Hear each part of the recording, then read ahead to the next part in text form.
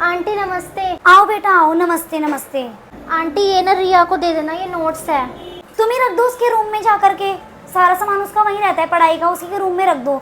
यहाँ रखूंगी तो फिर मेरे से पूछती फिरेगी मम्मी कहाँ रखा कहाँ रखा, मेरे यहाँ जीना मुश्किल कर देगी। उसके कमरे में जाके रख दे, उसकी स्टडी टेबल होगी वहीं पे रख दी हो। ठीक है आंटी, मैंने उसके रूम में ही रख देती हूँ।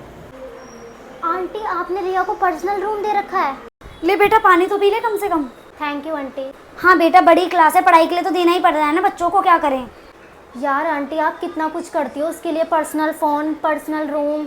अरे बेटा क्या करें, स्कूल वाले काम देते थे मोबाइल में, तो मोबाइल तो इसलिए देना ही पड़ता है बच्चों को आजकल। क्या कर सकते हैं, अपनी इच्छा से थोड़े ना कोई मोबाइल देते हैं बच्चों को।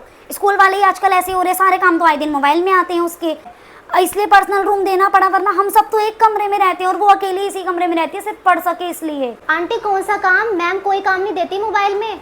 मैम तो सारा स्कूल में करवा देती है, और अगर कोई काम देती भी है ना तो वो मोबाइल से नहीं देती, बुक से ही देती है करने को।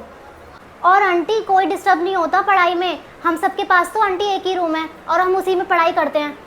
आंटी मैं तो सबके बीच में एक ही रूम में पढ़ती हूँ और मेरे फिर भी उससे ज़्यादा ही नंबर आते हैं। और आंटी हमारे पास भी दूसरा रूम है, लेकिन आंटी वो हमने रेंट में दे रखा है। और आंटी पता है उसका किराया कितना है? 10,000 है आंटी, पूरे 10,000। पता भी है 10,000 कितनी बड़ी रकम है? 10,000 में?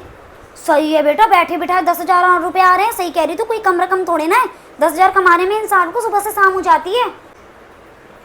और आंटी पढ़ने में डिस्टर्ब नहीं होता होगा एक रूम में, वीडियो बनाती होगी वो रूम में। आपको पता है इंस्टाग्राम में वीडियो बनाती है वो। क्या वीडियो बनाती है वो? तेरे पास है उसकी आईडी? ना मुझे दिखाइए जरा। हाँ मेरे पास आईडी है ना, दिखाती हूँ मैं आपको वीडियोस उसकी। ये देखिए आंटी,